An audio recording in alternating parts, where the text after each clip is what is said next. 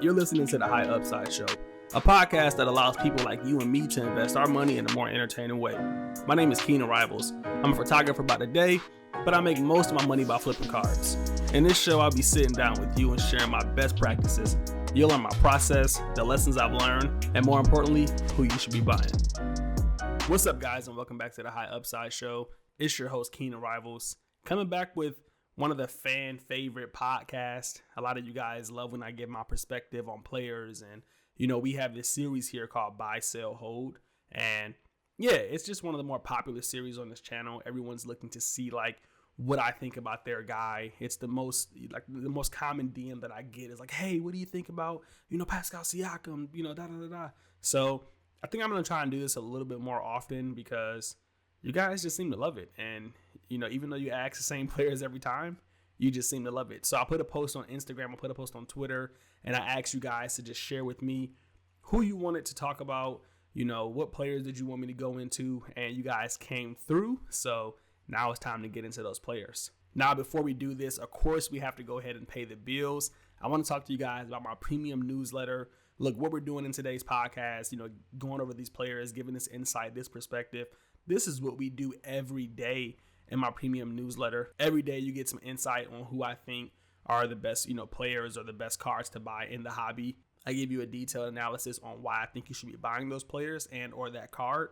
And you get that information before everybody else. On top of that daily newsletter, every week I also write up a really nice article just going over some predictions of mine or some hunches. I talk about what sets I think would be next, what players I think could be next, why player X should be this price versus player, not X, I guess. And yeah, a lot of detailed information, a lot of insight, and it only costs $250. I would say that most people have probably made their money back within the first month, if not the first couple days, depending on how much money they actually had to invest. So yeah, right now it's $250. I've been throwing some sales on Instagram. I've been throwing some sales to you guys on a podcast. If you're part of the, some Discords, you probably got a discount for me.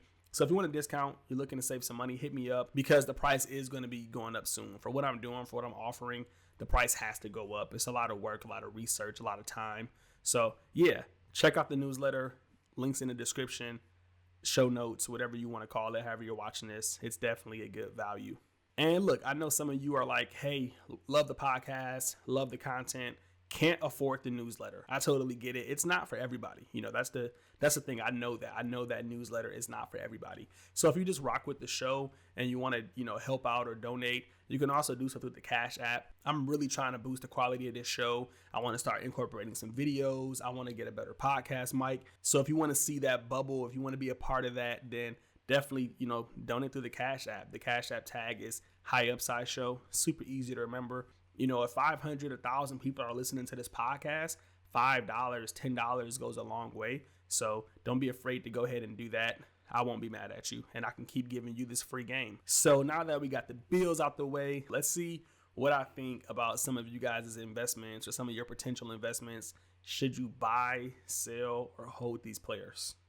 All right, so I'm going to the Instagram post first, and look, we're going to start today's episode off with a little bit of positivity. One of the followers, he asked about Devin Booker. I'm a huge fan of Devin Booker. He's in a small market, but the kid can score. He's so young. And whenever I look at him play, whenever I look at his stats, I just see his game developing. A lot of players who are elite scorers, they kind of plateau. But Devin Booker's still adding to his game. His rebounds are up. His assists are up. He's learning how to deal with the double team. He's not as horrible as a defender people make him. He'll chase down the block. And, I'm just a big player. I'm big on any player that Coby has kind of blessed and passed the torch to. And that's kind of been Devin Booker. He said Giannis was going to be up next and should win an MVP. And then he kind of gave some love to Devin Booker as well. And, what do you get with Devin Booker? You get an elite scorer, somebody who's super young, somebody who can play point guard, distribute the ball, somebody who can run the offense and create his own shot. And, I don't know if it's going to work out for him in Phoenix, but I think that's the best play as an investor. If Devin Booker can get traded to a different team, which I think is likely, then it's going to be all up from there. There's this new wave of players. We look at Luka, and we look at Trey, we look at Jason Tatum. We're like, oh, these are the next guys. And it's like, look, don't sleep on D Book, man. He's 23 years old and he's a vet. So he's just as young as some of these, other players. So I think he's a buy. I mean, in terms of his price point, his prism is pretty high. It goes for around like $200, and that's kind of like that third tier prism. We got like Giannis, and then Anthony Davis and Kawhi, and then it kind of drops down to like Luka and whoever else is $500. I think it might just be Luka. And then that third tier is like Jason Tatum, Devin Booker, Ben Simmons. So he's already in that third tier. So in order for him to kind of push it up another level, he will have to, win some type of awards or have some kind of success.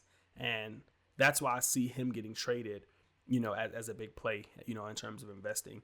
Outside of that, I think he's a safe bet. He's a safe bet to park your money in. So like say Devin Booker doesn't, go crazy, he doesn't blow up, then you're probably not going to like lose all your money. And whenever I can find a safe bet with some upside, it's definitely a buy for me. So yeah, if you don't have any Devin Booker, you might want to look into adding some to your portfolio because he can get to the next level. He's one of those players that has potential to take it to the next level. And if you already have Devin Booker, then I would definitely be holding at this point. He's super young, super talented. Who knows? He might go to the Lakers or something crazy. Who knows? So definitely a hold as well. Yeah, I like D-Book, man. Kid can ball. All right, next up, we have one of you guys ask about Collin Sexton. I think we talked about Collin in the last episode of this. Great player, great scorer. Just don't see the potential there in the sports card market. He might sneak into a couple All-Star games just because he's on the East, but I just don't see the appeal. Collin just doesn't do much that's exciting, at least if he stays on the Cavaliers. I just don't see it happening. I like him as a scorer. I think he's going to be a great teammate. I think he's going to have a successful NBA career. But when you invest, when I invest, I kind of compare, player success. Like, how successful can this player be? Because like at the end of the day, scoring's not enough. We have tons of point guards that are fantastic. I mean, we got Chris Paul doing State Farm commercials. Nobody wants Chris Paul's cards. You know what I mean? So, for every Collin Sexton, there's a Kyle Lowry. And I kind of mentioned that on my Twitter yesterday. Be careful when investing in these younger guys because you get excited about them. You get pumped up. You get amped up. But then you got to think, man, there's 30 teams in the NBA. And there's probably like 3 or 4 point guards that actually, garner some good money. Like Trae Young, Steph Curry, Ben Simmons, I don't even know off the top of my head, Kyrie maybe. There's just not a lot of, you have to be like an elite game-changing point guard to really garner some money. And, you can say Sexton's a shooting guard or whatever, but same thing with shooting guard. You even have to be more elite if you're a shooting guard. So I don't see it happening. Can you make some money off Collin? Sure. Maybe he does something really good. You flip him. But for me, he's definitely a sell right now. If you want to look back into him in the offseason, then that's the play. But I just don't see any benefit of buying Collin Sexton right now or holding him. The team's not going to the playoffs. He only can go down from here. If the NBA comes back, it's not like he's going to make a huge splash and be remembered. Like his season's almost over. So, I would be letting him go if I had him, and I definitely wouldn't be buying him if I didn't. Next up, we got Markelle Fultz. This is from Instagram as well. I like Markelle Fultz. He's a former number 1 pick. He's explosive. He has all the tools to be a great point guard. However, when I watch him though, I'm just not blown away. He has like this lackadaisical, I don't know. He has like this. It's just not exciting to watch him. He has like some exciting plays, but he just doesn't seem like he wants to be out there all the time. In terms of his upside, I can see Markelle having like a Lonzo kind of surgence where he might go up in price just off some hype. Would I be buying him right now? Probably not. But if I had his cards, I'd definitely be holding them. There's just not a lot of value in selling them right now. Orlando might make it into the playoffs, and that can bode well for you. Or there might be some hyper speculation, like I said, going into next year. But yeah, I like Markelle. I love his story. But I just haven't seen enough from him to give him a buy rating right now. But if you already had some, if you're already invested, chances are you're probably at a loss right now. So I'd be holding just to see if that upside ever happens. All right, next up we got Coby White. If you've been listening to this podcast, I have a love-hate with Coby White. Really loved him as a player coming into the draft. He's one of the only players that I was excited about, or one of the few. his prices now are ridiculous. It makes no sense. I would be selling Coby White if I had his cards. He's not. I just don't understand. I don't understand. He's not even the best player on his team. How is he outselling Zach LaVine? Like, I just don't get it. It's 100% sell for me. I think people are just really desperate to have like some successful rookies from this year. This year's rookie class kind of sucked. It was kind of boring. For the hobby to have so much hype, this year's rookie class was awful, And I think people are just like, they need somebody to buy, so they're putting their money into Coby White. I'm not saying he's going to be a bad player, but he's just not a good investment. Like, I just don't see it happening. It's Chicago. None of those players are working out right now. I mean, people are paying like $200 for his Prism PSA 10. You can get a Donovan Mitchell Prism PSA 10 for $100. You can get a Brandon Ingram PSA 10 for, $100. You get a Ben Simmons PSA 10 for $200. It makes no sense that his cards are this high, and I just don't see it happening. It's ludicrous. So if you have some Coby White, I'd be moving them. I moved my Coby White. I loved him as a prospect when he was underrated, but he's definitely overbought right now, and I just don't see that card going up. I mean, what point guard? He's selling $500 for a Prism PSA 10. Like, that's just insane. Like, that was like Jason Tatum a few months ago, So yeah, definitely a sale. Not a fan of Coby White's prices. Think he's going to be a great player, but people are crazy to be paying this level of money for him. All right, let's get back to some positivity. A few of you guys asked about RJ Barrett. I like RJ Barrett.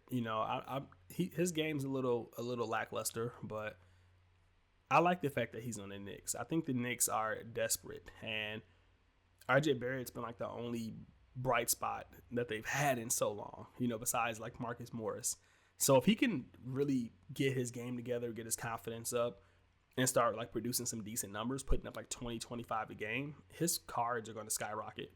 And when I say skyrocket, I don't mean like Luka skyrocket. I mean like, Trae Young skyrocket, maybe Coby White skyrocket. The hobby's too hot right now for RJ Barrett not to go up if he starts to produce some sick numbers. So it's probably not going to happen this year. But he's definitely a buy, in the offseason. Once the playoff kind of starts, once he's really forgotten about, he's going to be a buy. His cards are just too cheap. I mean, he's a number 2 pick. He has all the potential. He's athletic. He likes to attack. Supposedly he has like that Mamba mentality. I don't really see it just yet, but supposedly it's there. He has a lot of support from the media, from people in the NBA. So for me, all things point towards a buy. There is a chance that like he can fall off, that he could be like a Paul George or Carmelo Anthony, or somebody that the hobby doesn't really just like love, but they do well.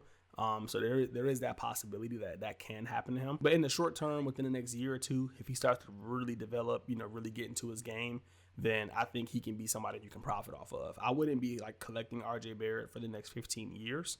Like, that's just I don't think he's going to be that good. But I think he's going to be good enough to pull in some decent numbers. If I had to like compare him to somebody hobby wise, I would kind of say he might be like in that Victor Oladipo realm, where like he had his moment and then it kind of fell off. that DeMar DeRozan realm where he had his moment and then it kind of fell off. So as long as you can get in and get out and time it properly, then I think he's a buy. And if you already have his cards, then it's definitely a hold, because he just has a lot of upside. Like, Coby White's out selling him, and that probably shouldn't be the case. Last but not least, one of you guys just actually DM'd me about John Collins. Look, John Collins is a buy. I don't care what anybody says. I don't want to hear the power forwards or center doesn't sell BS. The kid can ball. If you look at his last like 2 months in the NBA, like in the month of February, John Collins was putting up 25 points per game, 10 boards, 1 block, and he was shooting 50% from 3. He went absolutely crazy. If you go to like, March right before the season ended, he was doing the same thing, 23 points per game. He averaged close to 10 boards, about 40% from 3. And I don't know. I don't get it. He's a bucket. He's 22 years old. He's playing with Trae Young. He's on one of the youngest, most talented, teams in the NBA. They have all the potential to be Golden State of the East. And his cards are dirt cheap. You can get a Prism Silver PSA 10 for $100. I mean, he would have to like die for that card to. It still might go up. I hate to say that. It would probably go up, but like something traumatic would have to happen to him. Like he would have to like go to jail or something for that card to go down. There's just not that many buying opportunities in this hobby. And John Collins at $100 for a 22-year-old who puts up 21 points per game, 10 boards, and almost 2 assists on a team with like Trae Young, one of the more prolific players to come in the NBA.